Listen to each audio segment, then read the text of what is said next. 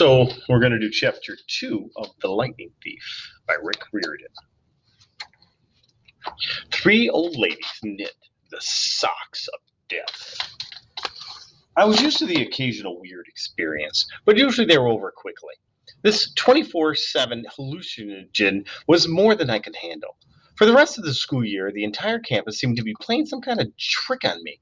The students acted as if they were completely and totally convinced that Mrs. Kerr, a perky blonde woman whom I've never seen in my life until she got on her bus at the end of the field trip, had been our pre-algebra teacher since Christmas. Every so often, I would spring a Mrs. Dodd's reference on somebody just to see if I could trip them up, but they would stare at me like I was psycho. I almost believed them. Mrs. Dodd had never existed. Almost. But Grover couldn't fool me. When I mentioned the name Dodds, he would hesitate, then claim she didn't exist, but I knew he was lying. Something was going on. Something had happened at that museum. I didn't have much time to think about it during the day, but at night, visions of Mrs. Dodds with talons and leathery wings would wake me up in a cold sweat. The freak weather continued, which didn't help my mood. One night, a thunderstorm blew into the windows of my dorm room. A few days later, the biggest tornado ever spotted in Hudson Valley touched down only 50 miles from Yancey Academy. One of the current events we studied in social studies was the unusual number of small planes that had gone down in a sudden squall in the Atlantic that year. I started feeling cranky and irritable most of the time. My grades slipped from D's to F's. I got into more fights with Nancy Bobofit and her friends, and I was sent out in the hallway in almost every class. Finally, when our English teacher, Mr. Nicoli, asked me for the millionth time why I was too lazy to study for spelling tests, I snapped. I called him an old sot. I'm not even sure what that meant, but it sounded good. The headmaster sent my mom a letter with the following week making it official. I would not be invited back to Yancey Academy. Fine, I told myself. Just fine. Page 10. I was homesick. I wanted to be with my mom in our little apartment on the Upper East Side. Even if I had to go to public school and put up with obnoxious stepfather and stupid poker parties. And yet, there were things I'd miss at Yancey. The view of the woods of the dorm window, the Hudson River in the distance, the smell of pine trees. I'd miss Grover, who'd been a good friend, even if he was a little strange. I worried how he was going to survive without me. I missed Latin class, Mr. Bruder's crazy tournament days, and his faith that I could do well. As exam week got closer, Latin was the only test I studied for. I hadn't forgotten when Mr. Bruder had told me about the subject being life and death for me. I wasn't sure why, but I started to believe him. That evening, before my final, I got so frustrated, I threw the Cambridge Guide to Greek Mythology across the dorm room. Words had started swimming off the page, circling my head, the letters doing 180s as if they were riding skateboards. There was no way I was going to remember the difference between Chiron and Charon, or Polydictes or Polydeuces. And conjugating those Latin verbs, forget it. I paced the room, feeling like ants were crawling around inside my shirt. I remembered Mr. Bruner's serious expression, his thousand-year-old eyes. I will accept only the best from you, Percy Jackson. I took a deep breath. I picked up the mythology book. I'd never asked the teacher for help before. Maybe if I talked to Mr. Bruner, he could give me some pointers. At least I could apologize for the big fat F I was about to score in his exam. I didn't want to leave Yancey, with him thinking I hadn't tried. I walked downstairs to the faculty offices. Most of them were dark and empty, but Mr. Bruner's door was ajar. Light from his window stretched across the hallway floor. I was 3 steps from the door handle when I heard voices inside the office. Mr. Bruner asked a question. A voice that was definitely Grover's said, "I'm worried about Percy, sir." I froze. I'm not usually an eavesdropper, but I dare you to try to not listen to your best friend talking about you to an adult. I inched closer. "Alone this summer?" Grover was saying. "I mean, a kindly one in the school. Now that we know for sure that they know too, we would only make matters worse by rushing him," Mr. Bruner said. "We need the boy to mature more." "But he might not have time. The summer solstice deadline will have to be resolved without him, Grover. Let him enjoy his ignorance while he still can." There he is right there, kind of listening. Page 11. "Sir, he saw her." "His imagination," Mr. Bruner insisted. "The mist over the students and staff will be enough to convince him of that." "Sir, I can't feel my duties again." Grover's voice was choked with emotion. "You know what that would mean." "You haven't failed, Grover," but Mr. Bruner said kindly. I should have seen her for what she was. Now, let's just worry about keeping Percy alive till next fall. The mythology book dropped out of my hand and hit the floor with a thud. Mr. Bruner went silent. My heart hammered. I picked up the books and backed down the hall. A shadow slid across the lighted glass of Bruner's office door. The shadow of something much taller than the wheel-bound teacher, holding something that looked suspiciously like an archer's bow. I opened the nearest door and slipped inside. A few seconds later, I heard a slow clup, clup, clup, clippity clop, clippity clop, like muffled wood blocks. Then a sound like an animal snuffling right outside my door. A large, dark shape paused in front of the glass, then moved on. The bead of sweat trickled down my neck. Somewhere in the hallway, Mr. Bruner spoke. Nothing, he murmured. My nerves haven't been right since the winter solstice. Mine neither, Grover said, but I could have sworn. Go back to the dorm, Mr. Bruner told him. You've got a long day of exams tomorrow. Don't remind me. The lights went out in Mr. Bruner's office. I waited in the dark for what seemed like forever. Page 12. Finally, I slipped into the hallway and made my way back to the dorm. Grover was lying on his bed studying his Latin exam notes like he'd been there all night. Hey, he said bleary-eyed, you going to be ready for this test? I didn't answer. You look awful, he frowned. Is everything okay? Just tired. I turned so he couldn't read my expression and started getting ready for bed. I didn't understand what I'd heard downstairs. I wanted to believe I'd imagined the whole thing, but one thing was clear. Grover and Mr. Bruner were talking about me behind my back. They thought I was in some kind of danger. The next afternoon, as I was leaving the 3-hour Latin exam, my eyes swimming with all the Greek and Roman names I'd misspelled, Mr. Bruner called me back inside. For a moment, I was worried he'd found out about my eavesdropping the night before. But that didn't seem to be the problem. Percy, he said, don't be discouraged about leaving Yancey. It's for the best. His tone was kind, but the words still embarrassed me. Even though he was speaking quietly, the other kids finishing the test could hear. Nancy Bobblefit smirked at me and made sarcastic little kissing motions with her lips. I mumbled, okay, sir. I mean, Mr. Bruner wheeled his chair back and forth like he wasn't sure what to say.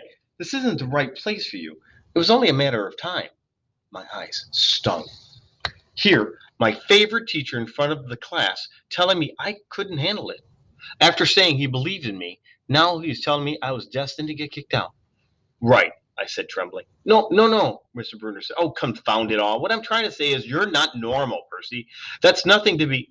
Thanks, I blurted. Thanks a lot for reminding me. Percy, but I was already gone. On the last day of the term, I shoved my clothes into my suitcase. The other guys are joking around, talking about their vacation plans. One of them was going hiking in Switzerland. Another was cruising the Caribbean for a month. They were juvenile delinquents like me, but they were rich juvenile delinquents. Their daddies were executives or ambassadors or celebrities. I was a nobody from a family of nobodies. They asked me what I'd be doing this summer, and I told them I was going back to the city. What I didn't tell them is I'd have to get a summer job, walking dogs or selling magazine subscriptions, and spend my free time worrying about where I'd go in the fall. Oh, one of the guys said, that's cool. They went back to their conversation as if I never existed. The only person I dreaded saying goodbye to was Grover, but it turned out I didn't have to. He booked a ticket to Manhattan on the same Greyhound as I had, so there we were again, heading into the city. During the whole bus ride, Grover glanced nervously down the aisle, watching the other passengers. It occurred to me that he'd always acted nervous and fidgety when we left Yancey, as if he expected something bad to happen. Before, I'd always assumed he was worried about getting teased, but there was nobody to tease him on the Greyhound. Finally, I couldn't stand it anymore. I said, looking for kindly ones? Grover nearly jumped out of his seat. What do you mean? I confessed about eavesdropping on him and Mr. Bruner the night before. Grover's eyes twitched. How much did you hear? Oh, not much. What's the summer solstice deadline? He winced. Look, Percy, I was just worried for you. See, I mean, hallucinating about demon math teachers, Grover. And I was telling Mr. Bruner that maybe you were overstressed or something because there's no such thing as Mrs. Dodds. And Grover, you're a really bad liar. His ears turned pink. From his shirt pocket, he fished out a grubby business card. Just take this, okay, in case you need me this summer? The card was in a fancy script, which was murder on my dyslexic eyes, but I finally made something like Grover Underwood, Keeper, Half-Blood Hill, Long Island, New York, 800-009-0009. What's half? Don't say it aloud, he yelped. That's my, summer address. My heart sank. Grover had a summer home. I'd never considered that his family might be as rich as the others at Yancey. Okay, I said glumly. So if I want to come visit your mansion, he nodded. Or if you need me. Why would I need you? It came out harsher than I meant to. Grover blushed right down to his Adam's apple. Look, Percy, the truth is, I kind of have to protect you. I stared at him. All year long, I'd gotten in fights, kept bullies away from him, lost sleep worrying about that he'd get beaten up the next year without me. And here he was acting like he was the one defending me? Grover, I said, what exactly are you protecting me from? There was a huge grinding noise underneath our feet. Maybe it has something to do with this picture. That's a Greyhound bus. It doesn't look good. There's black smoke pouring from the dashboard, and the whole bus smelled with rotten legs. The driver cursed and limped the Greyhound over to the side of the highway. After a few minutes, clanging around in the engine compartment, the driver announced that we'd all have to get off. Grover and I filled outside with everybody else. We were on a stretch of a country road, no place you'd notice if you didn't break down there. On our side of the highway was nothing but maple trees and litter from passing cars. On the other side, across 4 lanes of asphalt shimmering with afternoon heat, was an old-fashioned fruit stand. The stuff on sale looked really good, heaping boxes of blood-red cherries and apples, walnuts and apricots, jugs of cider, and a clawfoot tub full of ice. There were no customers, just 3 old ladies sitting in rocking chairs in the shades of maple trees, knitting the biggest pair of socks I'd ever seen, which is the title of this. I mean, these socks were the size of sweaters, but they were clearly socks. The lady on the right knitted one of them. The lady on the left knitted the other. The lady in the middle held an enormous basket of electric blue yarn. All 3 women looked ancient, with pale faces. Here, we'll go this way. Wrinkled like fruit leather, silver hair tied back with white bandanas, bony arms sticking out of bleached cotton dresses. The weirdest thing was they seemed to be looking right at me. I looked over at Grover to say something about this, and he saw the blood had drained from his face. His nose was twitching. Grover, I said, hey man, tell me they're not looking at you. They are, aren't you? Here's a picture of what we're talking about here. Ooh, look at that one with the eye missing. Blue yarn. Yeah, weird, huh? Do you think those socks would fit me? Not funny, Percy. Not funny at all. The old lady in the middle took out a huge pair of scissors, gold and silver, long bladed like shears. I heard Grover catch his breath. We're getting on the bus, he told me. Come on. What? It's 1,000 degrees in there. Come on. He pried open the door and climbed inside, but I stayed back. Across the road, the old ladies were still watching me. The middle one cut the yarn, and I swear I could hear the snip across 4 lanes of traffic. Her 2 friends balled up the electric blue socks, leaving me to wonder who they could possibly be for. Sasquatch or Godzilla? At the rear of the bus, the driver wrenched a big clunk of smoke metal out of the engine compartment. The bus shuddered, and the engine roared back to life. The passenger cheered. Darn right, yelled the driver. He slapped the bus with his hat. Everybody back on board. Once we got going, I started feeling feverish, as if I caught the flu. That's not good, is it? Let's go up a little bit, see if I can get that on there. Grover didn't look much better. He was shivering, and his teeth were chattering. Grover? Yeah? What are you not telling me? He dabbed his forehead with his shirt sleeve. Percy, what did you see back there at the fruit stand? Oh, you mean those old ladies? What is about them? They're not like Mrs. Dodds, are they? His expression was hard to read, but I got the feeling that the fruit stand ladies were something much, much worse than Mrs. Dodds. He said, just tell me what you saw. The middle one took out the scissors and cut the yarn. He closed his eyes and made a gesture with his fingers that might have crossed himself, but it wasn't. It was something else, almost older. He said, you saw her snip the cord? Yeah, so. But even as I said it, I knew it was a big deal. This is not happening, Grover mumbled. He started chewing at his thumb. I don't want this to be like the last time. What last time? Always 6th grade. They never get past 6th grade. Grover, I said because he was really starting to scare me. What are you talking about? Let me walk you home from the bus station. Promise me. This seemed like a strange request to me, but I promised that he could. Is this like a superstition or something? I asked. No answer. Grover, that's snipping of the yarn. Does that mean someone's going to die?